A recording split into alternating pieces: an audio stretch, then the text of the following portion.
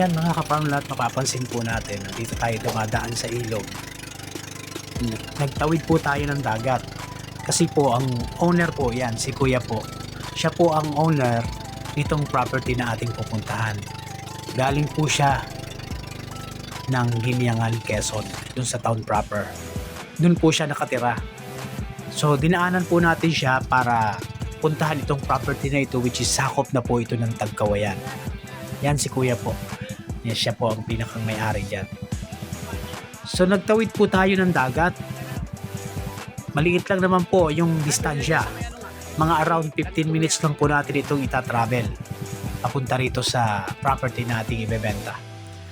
So dito po tayo dumaan kasi nga galing po tayo dun sa may-ari. So nandito na po tayo sa area na kung saan pagbaba po natin dito mga around mga 2 minutes natin pong lalakarin ng bahagya. Pero ito po ay may access naman. Dito po yung kanilang source ng tubig. Ito po yung kanilang balot. Concrete po siya, culvert. At nakita niyo po meron pong nakatanim na tubo kasi yan din po ang kinukuhaan nila ng tubig. Inumin po nila yan dito. So ito po ang possible na maging source natin kasi share naman po lahat dito. Although hindi na po ito sakop ng property. Around 50 meters po ang layo doon sa property natin na binibenta. Ganun po kalayo itong balon na ito. So at least meron po tayong source ng tubig dito. Sa kuryente wala pong problema dahil meron na rin po ditong kuryente. At ang signal naman po, internet, sa SIM card, meron po tayo dito. Tayo po ngayon, mga ka-farmland, nandito na po tayo sa property. Ito po yung position ng property natin. Halos flat land po siya. Mga 90% po siya ay flat. Ano po? Dito po sa ating pinanggalingan dito sa tayo dumaan kasi sa ilog. Nagdagat po tayo. Galing po tayo kasi sa Ginyangan. Kasi taga doon po yung may-ari. So naglakad po tayo mga around 2 minutes lang buhat doon sa ilog na binabaan natin. 2 minuto lang po. Ito naman po ay magkakaroon ng access dito sa Barangay Road. Kaya lang ongoing pa rin po yung pagdidevelop. So ito po yung loob. Dito po mag-uumpisa. Pagpasok po natin ito. Yan, ito na po. Dito po mag-uumpisa yung mahigit 5 hektarya. Kulang 6 na hektarya po ito. Yan, ito na po yung loob niya.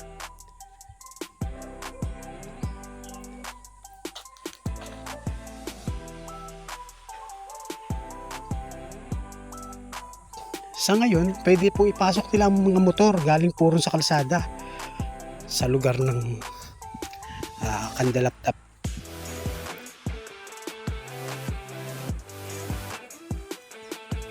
So ito na po lahat. Yung ating nakikita ngayon, nasa loob na po ito ng property. Malapit lang po ito ron sa dagat. Mga 2 minuto mahigit. Nilakad po natin buhat sa ilog na binabaan natin. So na ito lang po yung property.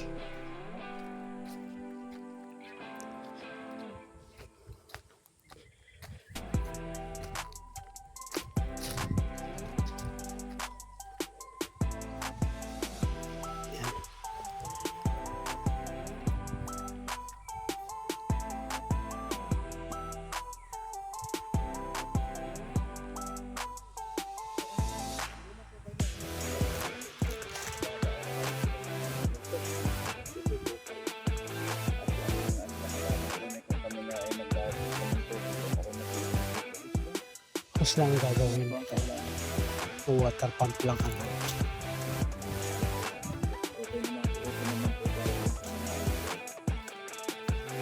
So ang source po ng tubig dito, meron po isang malalim doon na deep well.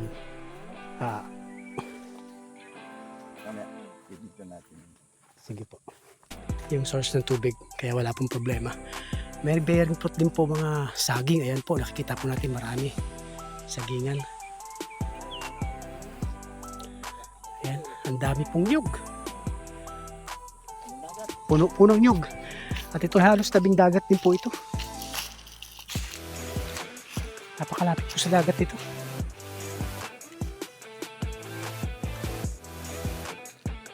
po, may-ari. Siya po ang may-ari.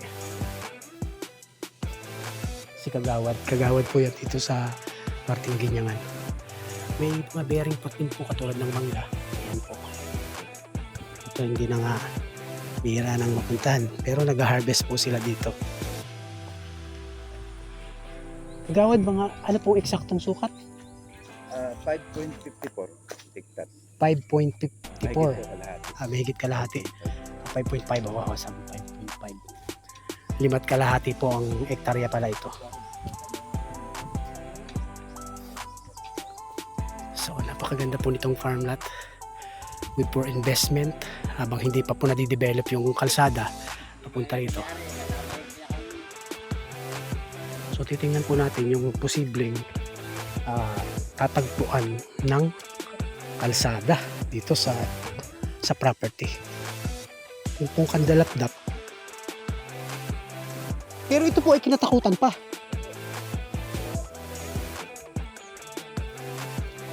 Ayun. Sako pa naman po pala ito ng kinatakutan. Ang kalapit na barangay niya is Kandalapdap. Ano po, Kagawad? So halos boundaryhan na po itong ating area. Mampayungan. Yan. Ito po pala yung Mampayungan.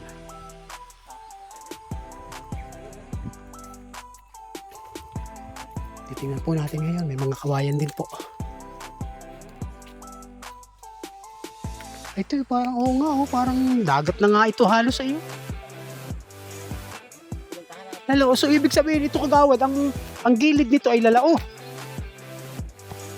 Lalao. Ibig sabihin po yung tabing mismong dagat na po yun. Yung tinatawag namin dito lalao. Or mangroves area. Ito po, ang katabi po ng property pala. Halos dikit talaga dito sa ilog or dagat. Yan, nakikita nyo naman po may ilang part dito na inaagusan pa ng tubig kapag siguro nag-high tide. Pag may mga ganito po kasing tubo ng tanim, yan po ay ibig sabihin niya nahahagip po yan ng tubig dagat.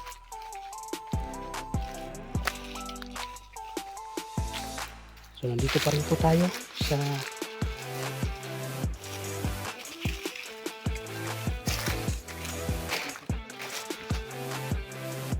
yan po yung dating fish pond.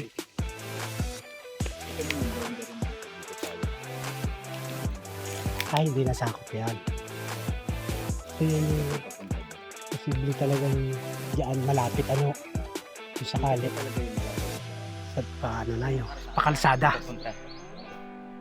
Pakandalapdap.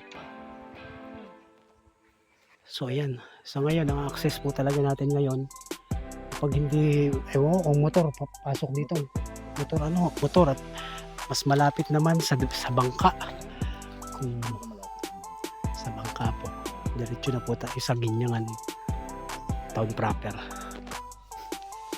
So yan po, clean title po ito, kompleto po ito, sila po ay updated at ang may-ari po ay buhay pa, nakapangalan po sa titulo, buhay pa po, kaya wala pong problema.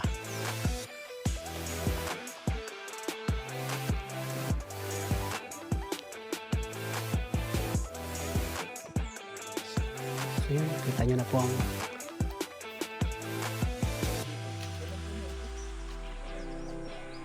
ang sitwasyon po ng niyog dito.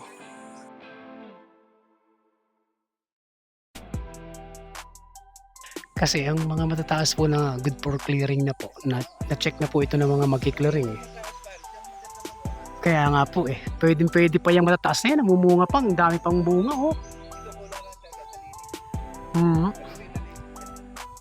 Ang mga clearingin po kasi ngayon ay nasa 500 puno. So marami pa pong mga tanim dito na makababaan pero ang gaganda pang mamunga.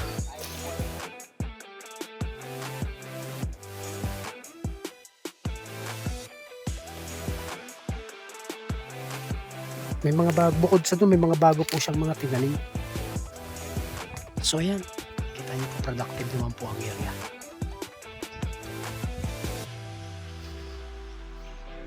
Okay, maraming salamat po mga ka-farmlat.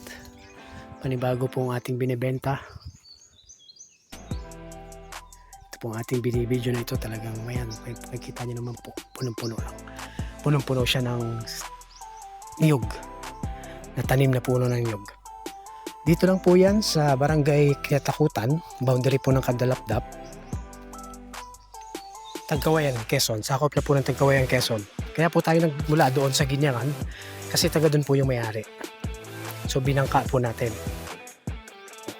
Ngayon kung tayo po ay interested, pwede rin po tayo mag double purpose tayo. Sa ngayon, ang makakarating po dito ngayon ay motor lang, motorsiklo. Kasi ongoing pa po yung ginagawang kalsada doon sa Kandalapdap. Ayan. Ayan, maraming salamat po mga kaparmlat.